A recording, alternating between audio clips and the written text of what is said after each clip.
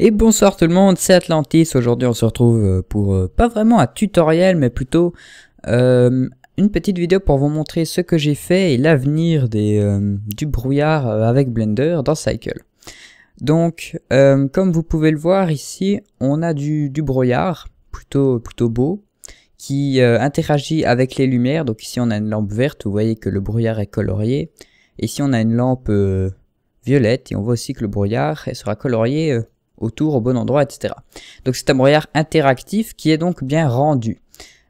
Pourquoi je dis le futur et pas utiliser ça directement maintenant?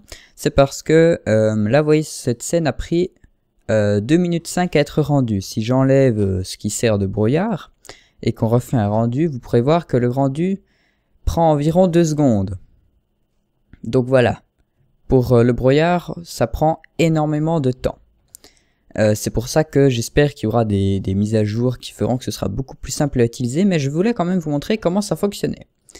Alors, le principe est simple. Vous créez un objet qui prendra tout l'espace dans lequel vous voulez qu'il y ait du brouillard. Donc ici, j'ai pris un cube que j'ai ensuite transformé.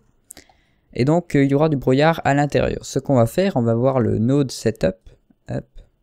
Donc, texture coordinate, mapping pour changer la taille de la noise texture. Donc si on fait un petit truc comme ça, voilà. Donc en gros voilà à quoi ressemble la texture. Donc ici on a ça, tac, la texture, on la met en noir et blanc et on fait ça. Donc là c'est ici que tout se joue. Ce qui est en blanc sera apparaîtra, enfin en gris et blanc, et ce qui est en noir n'existera pas. Donc si on veut un brouillard très dense, on met ça beaucoup plus loin. Et si on veut simplement des petites vagues de nuages comme on avait dans le rendu, on rapproche les deux valeurs et on diminue celle-ci pour diminuer la densité.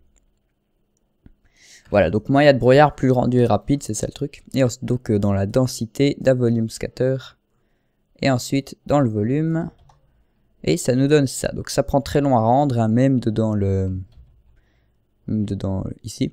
Mais je vais quand même tenter de vous montrer un petit peu de plus près. Quand j'avais essayé sous Windows, il me disait qu'il y avait des problèmes, donc là je suis sur Ubuntu.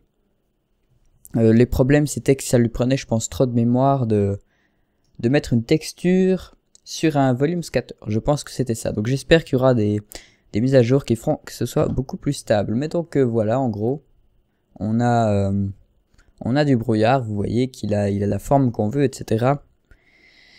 Donc c'est comme ça que ça se passe. Donc j'espère que ce sera amélioré, j'espère que ça peut vous donner des idées. Si vous-même vous avez d'autres astuces à donner, n'hésitez pas à les mettre dans les commentaires, c'est utile à tout le monde.